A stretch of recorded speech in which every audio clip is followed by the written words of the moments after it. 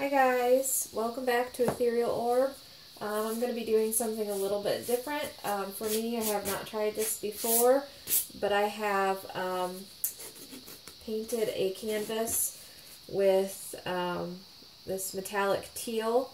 I've taped off a section that is just over 2.5 inches wide. It's actually 2 5/8.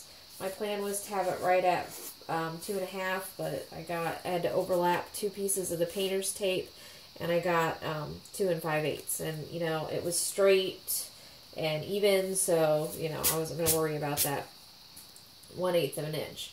So I have that taped and hopefully down well enough that it's not going to, the paint's not going to seep under that, and hopefully it'll come up just fine without any problem.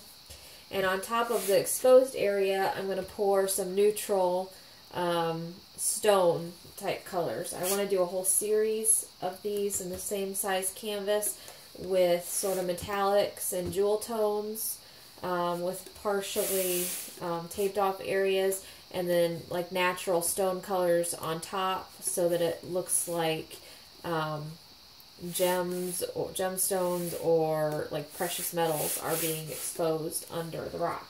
That's my goal. We all know with pouring, best laid plans and all that, they don't always come out just right. Sometimes they come out better, sometimes they don't turn out at all.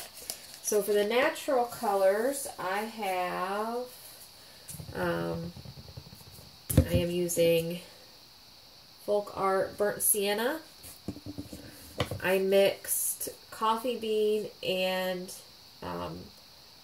burnt umber, traditional burnt umber, to create the brown I wanted. This was a little darker, this was a little lighter, so I just combined the two. I have Master's Touch in warm gray, and if you watched my adhesion video, this is the tan that was on that painting. I misnamed the color. So that's warm gray, and then I have Waverly in Plaster. And I also mixed up a little bit of the teal. Where's my teal? Did I just show that to you guys? And put it down and lost it already. That means I need to clean. If I can't, oh, here it is. This is the base color that the canvas is. And I did mix just a little bit of that up to, I'm hoping most of it sinks and just kind of shows through some cells maybe. Or, you know, how you can sort of sometimes see just a little bit of a color running under. That's what I'm hoping for, but, you know, you never know. So, I'm going to do a puddle pour for this. With this being the focal area and very straight lines, chunk of solid color, I'm kind of wanting the rest of it to be kind of crazy and hopefully some cells and such. I have them all mixed with paint, water, and a little bit of Floetrol. I mostly did the Floetrol just because I have paint down on the canvas and I don't want to take the chance of crazing. I've had that sometimes when I've painted over paint already, and I've never had a problem with crazing or cracking when I've had Floetrol in the mix. So I'm hoping that stays true for me today. And I also, in every color but the teal, have 1 spritz of the Blaster silicone. So, here we go. I'm going to take out the stir sticks. Well, real quick stir just to make sure they're still exactly how I want them. Whoops. Puddle pour, not splatter pour.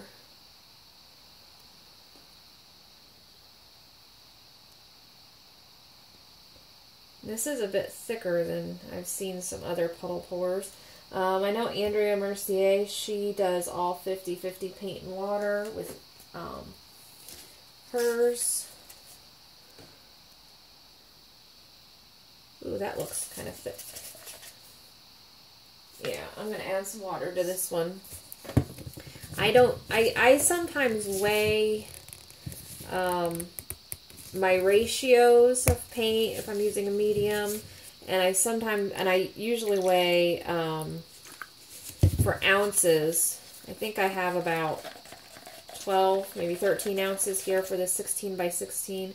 I weigh to make sure I have enough paint, and I sometimes weigh the ratios of paint to medium, but I don't weigh my ratios of my paint and medium mix to water, other than to know how much I have mixed for on the canvas, just because I go completely by consistency, and every paint's a little bit different.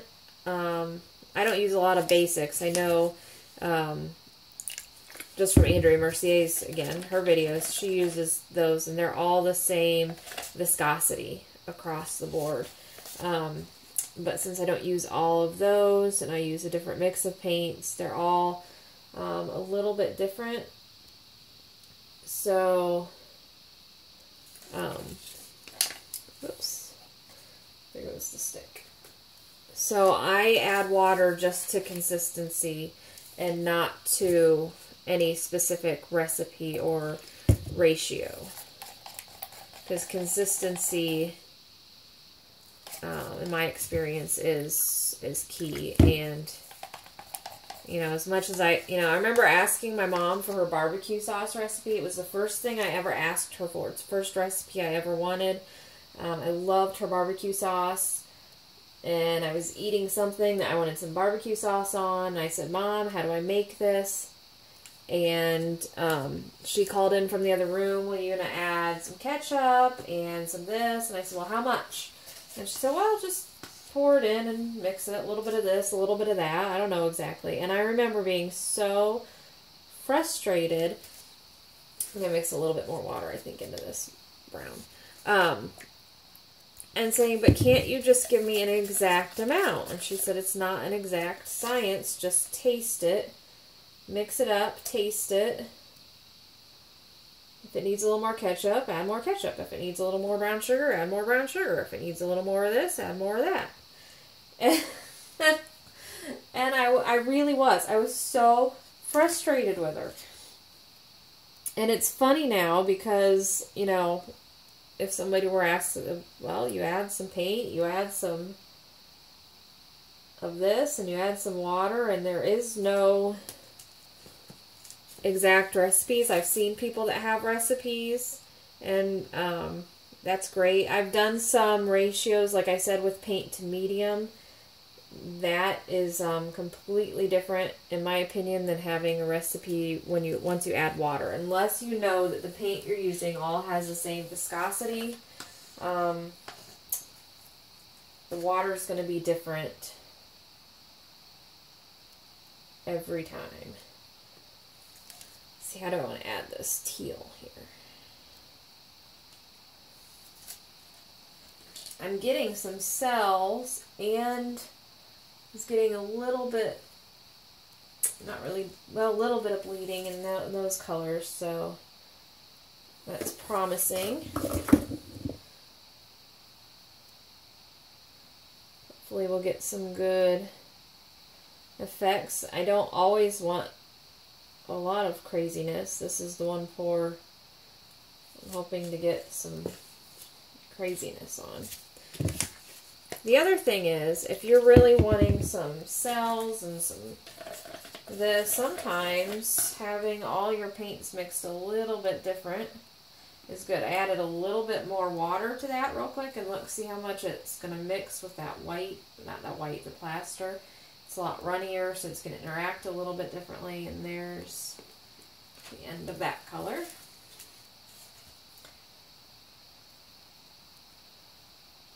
Do some of this. I don't have much over here. Whoops. Okay. That's all of that one. Hope I have enough paint.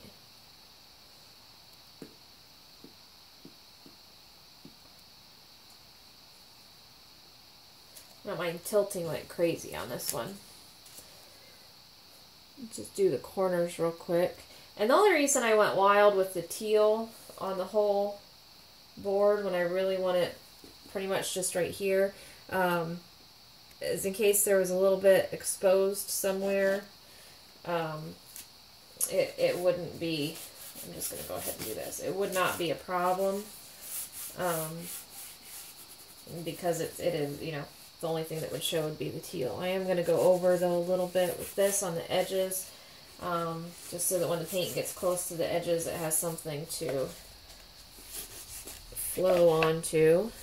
I'll know it flows better when the surface is already a little bit wet than it does on a dry canvas. And I did let this dry. This has been drying for 2 days, I think, so.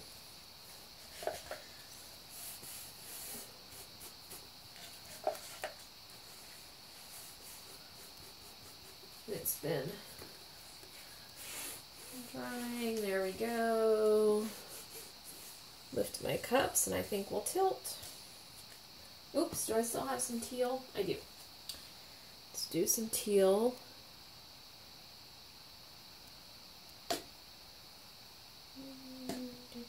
There we go with that. And I think we're good.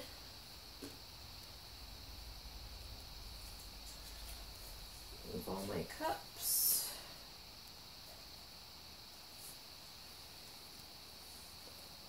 I really need to clean in here.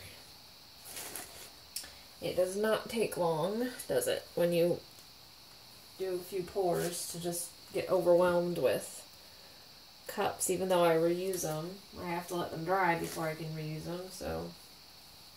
Alright, let me get this bottle of orange paint that's just sitting here out of the way. Okay, let's tilt. I think I'm going to go this way first because most of my paint is over here, so we'll try and kind of do this way.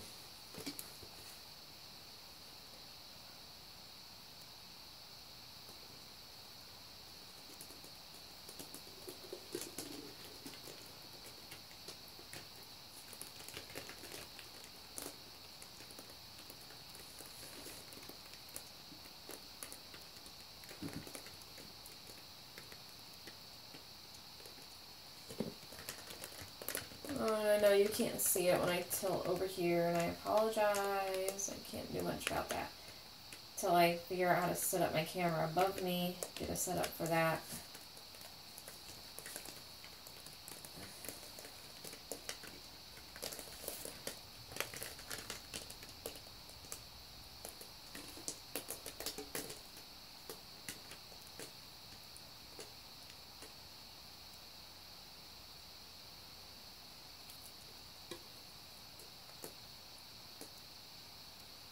A little more teal than I wanted. I'm going to try and use a straw and go in and maybe blow some of that off so we don't have quite so much. I know I added it at the end instead of at the beginning, and I should have added it at the beginning. And then I got busy talking and adding colors and kind of forgot. But it was sitting over there at the side. So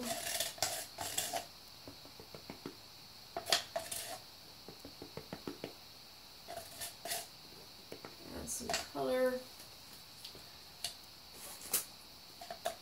And hopefully I won't get too much on me since I took my gloves off after tipping. They were just covered. Okay. Get a rag. Get a straw.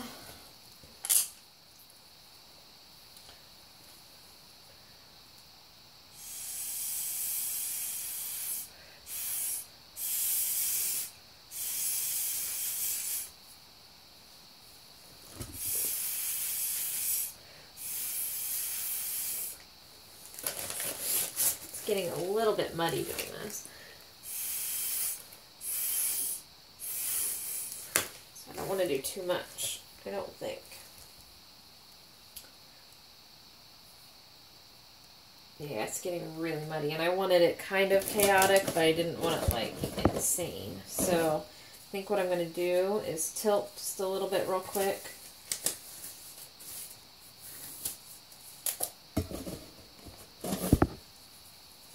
And call it good so I don't end up with any, I don't want total mud.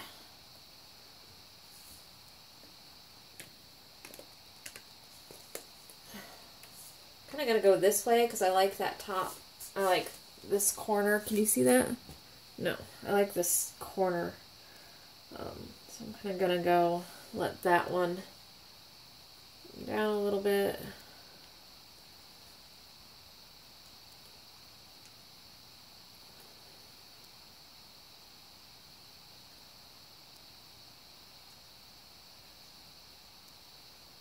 Thought this was going to be super quick, but I'm not totally in love with it, and I'm not really sure what to do because swiping is going to give me total chaos.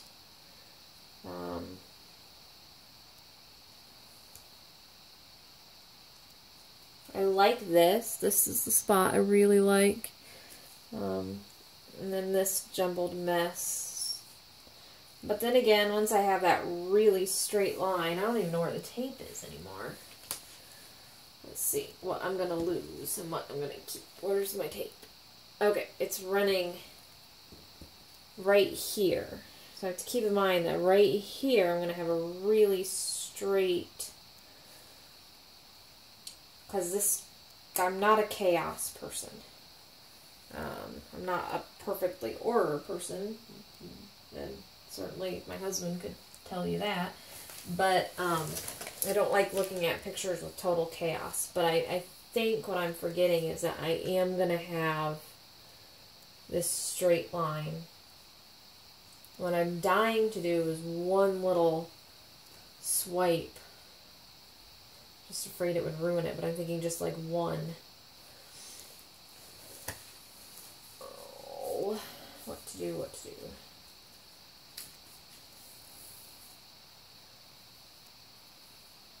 Let's do it in a really tiny area. Actually, where's my tape? Let me see what happens. I'm going to do it right over the tape because it's going to be pulled off anyway.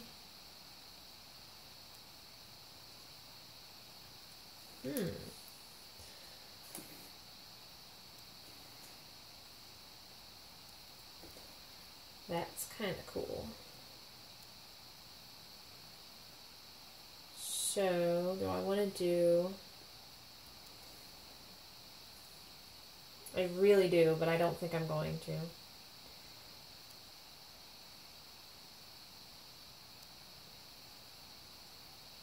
Because I'm afraid I'm just going to mess the whole thing up.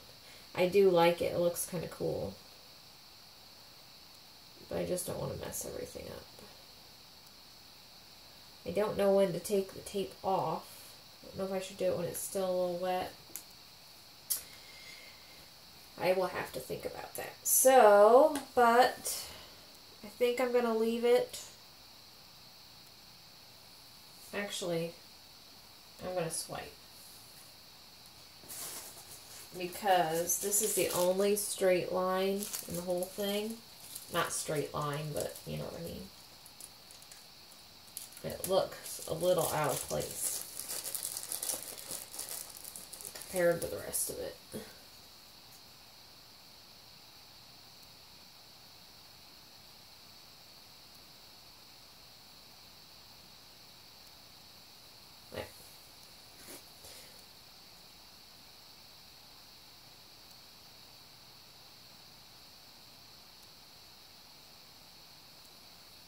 There we go. Cool. Okay. I'm good. I'm going to leave it. Now, okay, I know I said that, but that looks like legs.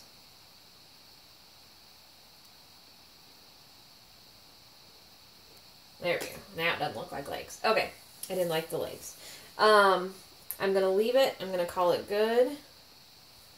And I will be back to show you when it's dry and I've got the tape all pulled off. So we will see you in a minute. Oh, let me give you an up close real quick. Oops, sorry, there was my hand right in front of the camera. I apologize. Okay, so there it is, up close and personal. And I'll be right back to show it to you without the tape. Okay guys, here it is. It dried pretty fast. It's just been overnight. I think I finished it at 1 a.m. About 12:30, and it is now 8:30. So it dried pretty quickly. It's not completely dry, but it was dry enough for me to move a little bit and take the tape off. I did have some bleeding under the tape that I'll have to go back in with the paintbrush and cover up very carefully to keep that straight edge. But the paint flowed nicely off the edges, and I got some really good detail.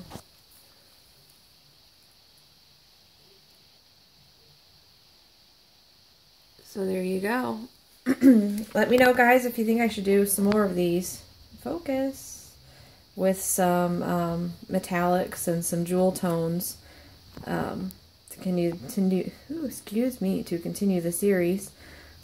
But let me know what you guys think of it with the straight line in the midst of all the chaos.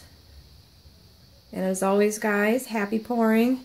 Give me a thumbs up if you liked the video, subscribe if you want to keep seeing them, and we will see you next time.